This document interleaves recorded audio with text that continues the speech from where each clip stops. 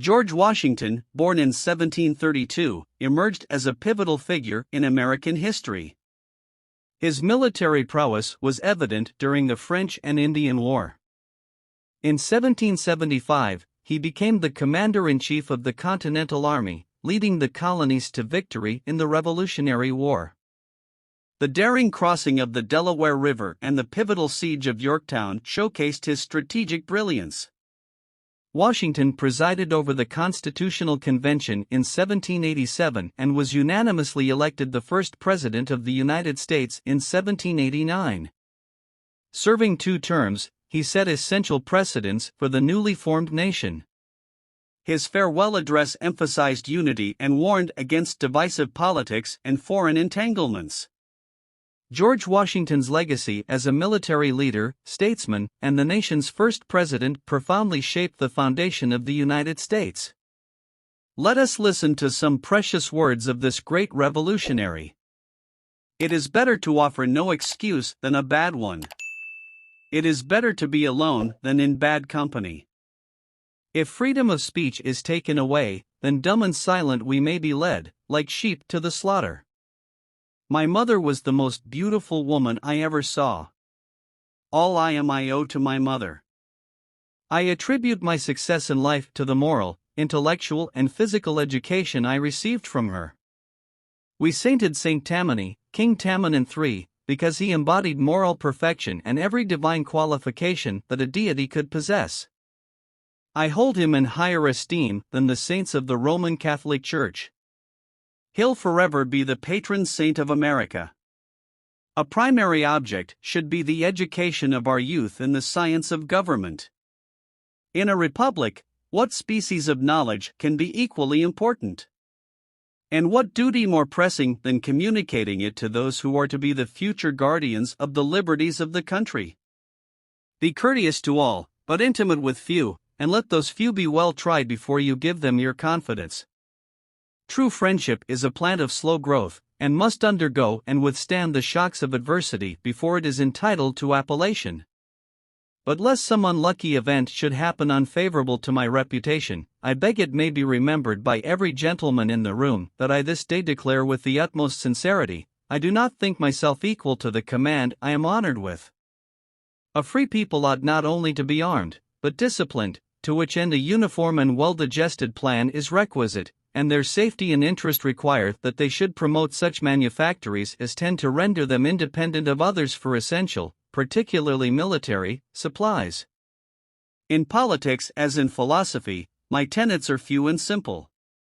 The leading one of which, and indeed that which embraces most others, is to be honest and just ourselves and to exact it from others, meddling as little as possible in their affairs where our own are not involved. If this maxim was generally adopted, wars would cease and our swords would soon be converted into reap hooks and our harvests be more peaceful, abundant, and happy. Human happiness and moral duty are inseparably connected. However, political parties may now and then answer popular ends, they are likely in the course of time and things, to become potent engines, by which cunning, ambitious, and unprincipled men will be enabled to subvert the power of the people and to usurp for themselves the reins of government, destroying afterwards the very engines which have lifted them to unjust dominion. 99% of failures come from people who make excuses. I hope I shall possess firmness and virtue enough to maintain what I consider the most enviable of all titles, the character of an honest man. There is nothing which can better deserve our patronage than the promotion of science and literature. Knowledge is in every country the surest basis of public happiness. Guard against the impostures of pretended patriotism. Labor to keep alive in your breast that little spark of celestial fire called conscience. Perseverance and spirit have done wonders in all ages. Associate yourself with men of good quality, if you esteem your own reputation, for 'tis better to be alone than in bad company. Let us therefore animate and encourage each other, and show the whole world that a freeman, contending for liberty on his own ground, is superior to any slavish mercenary on earth. A sensible woman can never be happy with a fool. Few men have virtue to withstand the highest bidder. Happiness depends more upon the internal frame of a person's own mind than on the externals in the world. The harder the conflict, the greater the triumph. Experience teaches us that it is much easier to prevent an enemy from posting themselves than it is to dislodge them after they have got possession. Worry is the interest paid by those who borrow trouble. The turning points of lives are not the great moments. The real crises are often concealed in occurrences so trivial in appearance that they pass unobserved. As mankind becomes more liberal, they will be more apt to allow that all those who conduct themselves as worthy members of the community are equally entitled to the protections of civil government. I hope ever to see America among the foremost nations of justice and liberality. If we desire to avoid insult, we must be able to repel it. If we desire to secure peace, one of the most powerful instruments of our rising prosperity, it must be known that we are at all times ready for war. To encourage literature and the arts is a duty which every good citizen owes to his country. I conceive a knowledge of books is the basis upon which other knowledge is to be built. Paper money has had the effect in your state that it will ever have, to ruin commerce, oppress the honest, and open the door to every species of fraud and injustice. Real men despise battle, but will never run from it. We must consult our means rather than our wishes. Be courteous to all, but intimate with few, and let those be well tried before you give them your confidence. Citizens by birth or choice of a common country, that country has a right to concentrate your affections.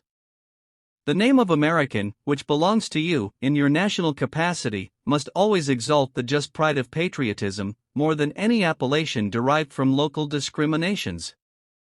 To persevere in one's duty, and be silent is the best answer to calumny. Discipline is the soul of an army.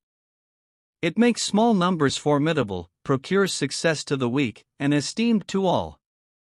Let your heart feel for the afflictions and distress of everyone.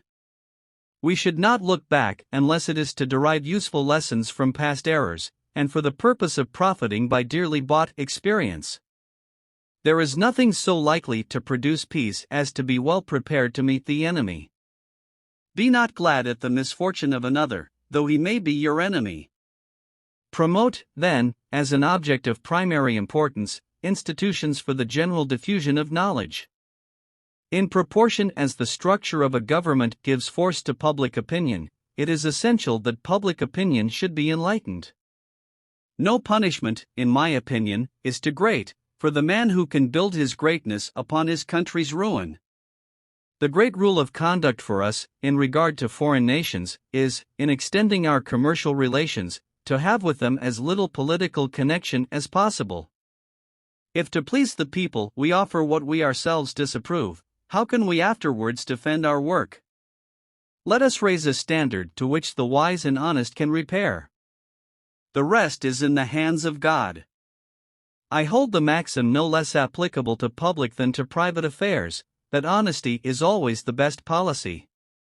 Nothing is more essential than that permanent, inveterate antipathies against particular nations, and passionate attachments for others, should be excluded, and that, in place of them, just and amicable feelings towards all should be cultivated.